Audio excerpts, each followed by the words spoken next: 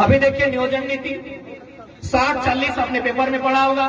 60 यानी झारखंड मैंने जो रिजर्वेशन है उसमें भी अब आश्वस्त नहीं हो सकते हैं, क्योंकि यहाँ फर्जी में ओबीसी और ईडब्ल्यूएस बन जाता है। यानी उस 60 में भी आप 5-10% नुकसान कर देंगे, यानी 50-50, यानी 50% नियोजन पॉलिसी के अंतर्गत 50% नौकरियां झारखंड को और बाकी 50 ऑल ओवर इंडिया। क्यों होगा? यही तेलंगाना स्टेट है जो भारतीय संविधान आर्टिकल 371D के अनुसार अपने राज्य की 7% नौकरियों को अपने राज्य को सुरक्षित करता है। यही कर्नाटक है जो 3rd और 4th ग्रेड की 7% नौकरियों को कर्नाटक के लिए आरक्षित करता है। तो जब हम बात करते हैं झारखंड में झारखंडियत की, झारखंड के निवासी की, तो कौन सा गुनाह करते हैं? अब इसमें देखिए क्या होगा। यदि ये 50-50 का फंड अप्लाई होता है तो बाकी जो 50 जो अन्य राज्यों के होंगे, और उसमें मान के चलिए 90% अन्य राज्य के होंगे। यदि आपको लगता है कि नहीं हम कुछ भी बोल रहे हैं, तो 2-3 महीना पीछे चले जाइए।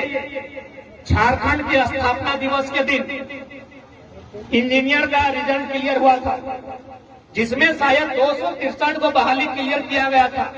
जो जनरल मैंने जो ओपन कोटा था उसमें 96% गैर झारखंड के लोगों का हुआ। ये हम नहीं, आंकड़े कह रहे हैं। जो जनरल कोटा ओपन कोटा था, यानी कोई भी आ सकता है, उसमें 96% जो इंजीनियर थे वो बाहर थे। तो ठीक उसी प्रकार जो 50-50 की वैकेंसी आ रही है, इसमें फिर 90% बाहर के लोग आएंगे। अब क्या होगा?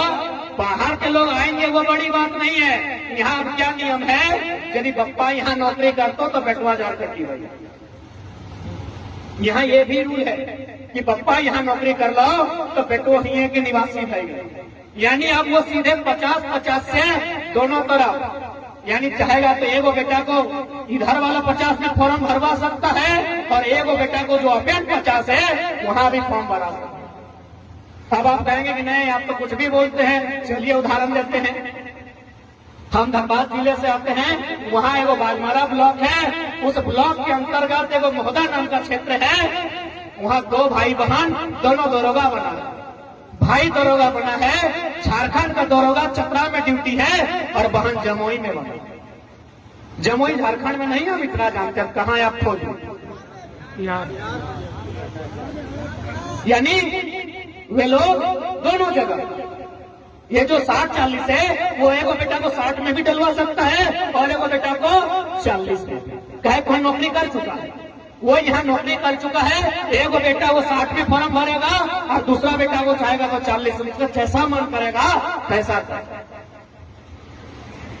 तो यदि आज हम लोग इन चीजों का विरोध नहीं करते हैं तो हमारे जो छात्र, और खासकर जैसा कि आंकड़े कहते हैं, हजारीबाग जिसको हम लोग एजुकेशन राजधानी कहते हैं, सबसे पढ़ने वाला छात्र हजारीबाग जाता है। सुने 75% तो गिरिडीह वाला होता है।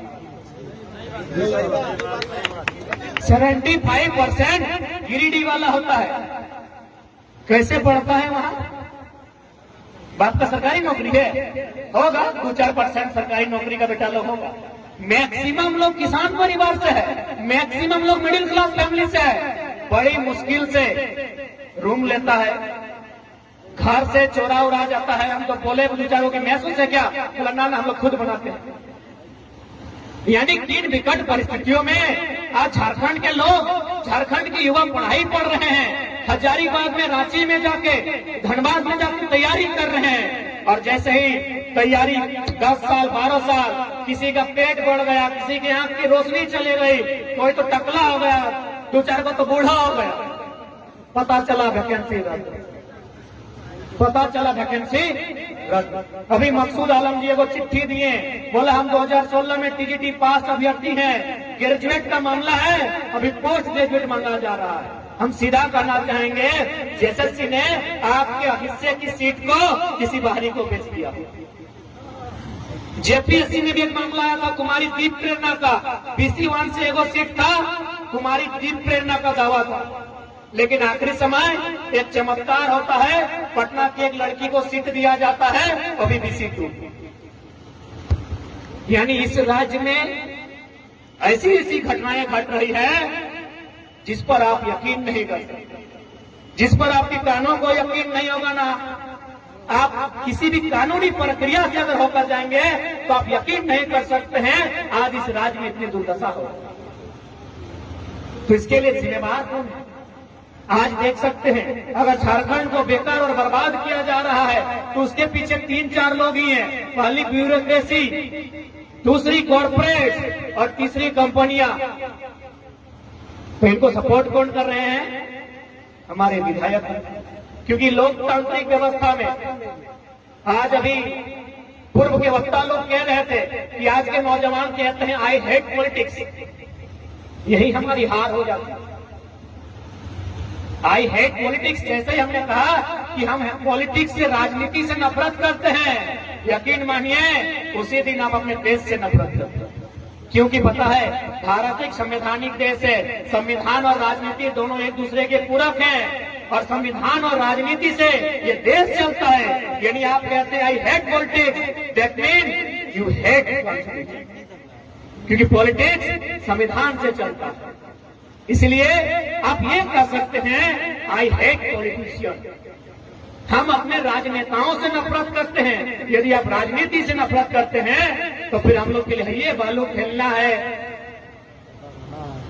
मिट्टी काटना है, बाकी पॉलिसी तो विधानसभा के भीतर बनती है।